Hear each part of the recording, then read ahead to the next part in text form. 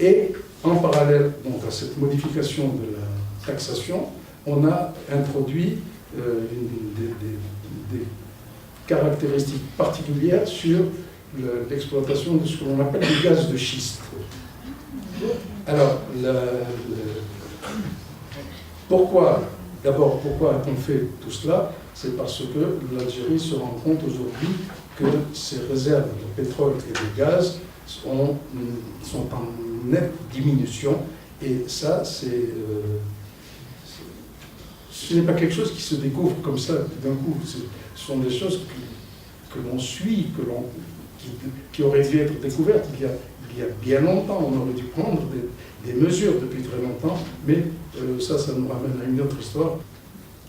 Alors, qu'est-ce que c'est que les gaz de schiste? Le gaz de schiste, c'est du gaz qui est contenu dans une roche, donc des roches que l'on appelle des schistes. Les schistes sont des roches extrêmement dures, très compactes, très peu poreuses, et par conséquent, le gaz, quand il y en a, il est dans des petites porosités de l'ordre du micron. Hein. Et par conséquent, pour pouvoir le produire, il faut d'abord faire exploser cette roche, il faut la casser, cette roche. Alors, on appelle ça le fractionnement de la roche, et on la fractionne en envoyant dans les entrailles du sol, donc de l'eau à très haute pression mélangée à toute une série de produits chimiques. Et on doit réaliser ce que l'on appelle des forages horizontaux, c'est-à-dire que l'on commence à forer verticalement, et puis petit à petit, on incline petit à petit le forage jusqu'à atteindre un point horizontal, et on essaie de faire en sorte qu'on arrive à l'horizontale au moment où on pénètre donc dans la zone de schiste, là où on pourrait éventuellement trouver du gaz. C'est une nouvelle technique qui est très développée actuellement aux États-Unis, mais qui est également à travers le monde,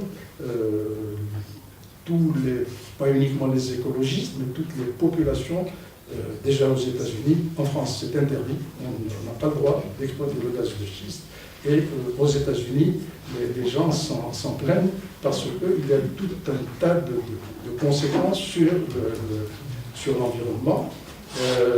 D'abord, les produits chimiques sont des produits extrêmement dangereux pour la santé, et ça, on l'a constaté, enfin, il y a des études qui ont été faites, et entre autres, parmi les produits qui sont injectés dans le sol, il y a du toluène, des choses comme ça, donc des produits cancéreux, hein, qui sont carrément envoyés dans le sol, sachant qu'un puits, avant d'arriver à la couche contenant du gaz de schiste éventuellement, et au Sahara en particulier, doit traverser des couches d'eau, qui contiennent donc de l'eau, que le Sahara est extrêmement riche en eau. Ce sont des centaines de milliards de mètres cubes d'eau qui se trouvent au Sahara et que l'on risque de polluer par ces techniques-là.